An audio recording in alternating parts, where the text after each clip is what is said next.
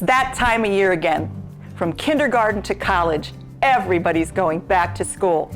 That means planning some fallback meals that can go from oven or stovetop to table very quickly and get served in between meetings and activities, as well as get packed into a lunchbox the next day. Today, I'm going to show you how to make my stovetop green chicken chili macaroni and cheese. Let's get started. I've cooked and drained 1 pound of macaroni, and I added about 2 tablespoons of butter to it. It's still warm, and I'm just going to put it to the back of the stove while I make my chicken. And I've melted about 3 or 4 tablespoons of butter in the bottom of a really big skillet. And I'm going to add some spices, some cumin, some Mexican oregano, cayenne pepper, garlic powder, and salt. Just going to give those a quick stir. I'm going to add about a ½ cup of thinly sliced scallions or green onions. And I'm just using the white and light green part of them, not the big leafy dark green. I'm keeping that to garnish the macaroni and cheese at the end. Okay. As soon as we get this stirred together, I'm going to add 2 pounds of chopped chicken breast. You can use boneless, skinless breasts. I used fillets today, or the tenderloin of the chicken, because they really cook up real soft and tender, and actually a little quicker too. Stir this all together. Oh, those spices are already starting to smell wonderful. And I'm just going to cook this, stirring off and on for about 6 to 8 minutes until the chicken is just cooked through. We don't want to let it brown.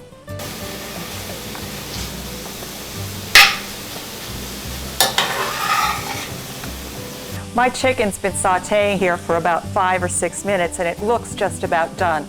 And a great test for doneness is if you can just take your spoon and cut through it real quickly. If you don't see any pink in the center, you're good to go. Now I'm going to add about 1/3 cup of salsa verde. Verde is the Mexican word for green, so it just means green salsa. And 1 4-ounce can of green chilies. Stir this into my chicken really, really well. I want to get this mixture steamy and hot and well blended. Now I'm going to turn my heat off, and I'm going to add all of my still warm macaroni.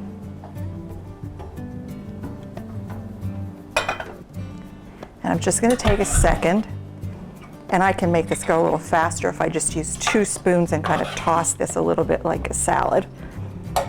Get all of this thoroughly combined. Oh, this smells so good. You could almost eat it like this if you didn't want cheese sauce with it. I'm just going to put a lid on this and set it aside while we make our cheese sauce. To make our cheese sauce, I've melted 4 tablespoons of butter in the bottom of a wide bottom skillet, and I'm adding about 5 tablespoons of flour. I'm going to whisk this together until it's like really thick. Don't worry about lumps.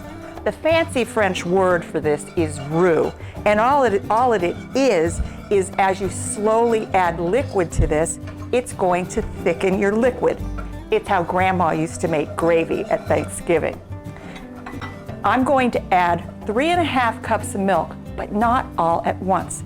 The secret to making a perfect cheese sauce is to add the milk in 3 or 4 parts and stir each time until the mixture starts to thickening. So we've got first part in. Now you can see how thick this is getting, thick and smooth, almost immediately.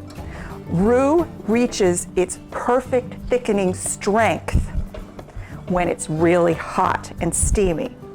I'm going to add my last part of milk,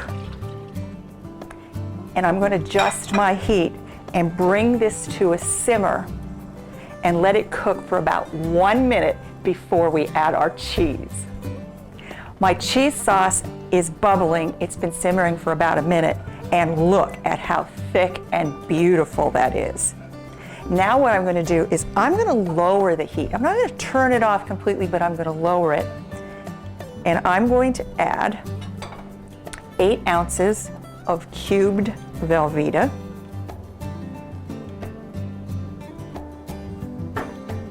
and 8 ounces of grated Jack Cheddar with jalapeno cheese. Now, I'm going to switch to a big spoon, and I'm just going to stir this until the cheese is melted and the cheese sauce is finished. It's taken me about 2 or 3 minutes to get all of my cheese melted, but just look at that sauce. Thick, creamy, dreamy cheese sauce. I've put my macaroni and my chicken mixture back on the still warm stovetop. Now the stove is turned off, but it's still warm, and I'm going to add all of the cheese sauce to this. Oh, does that, you just know you're gonna love this dinner. This macaroni cheese is awesome. And now I'm gonna take a few minutes and I'm gonna stir this together. Again, I'm gonna use 2 spoons because it's kind of like tossing a salad. And when it's all thickened and thoroughly mixed, it's time to eat. Did you know that when people are asked what food brings back to school memories back, the number 2 answer after PB&J is macaroni and cheese? Gourmet fare? Probably not. Serious good eats? Absolutely.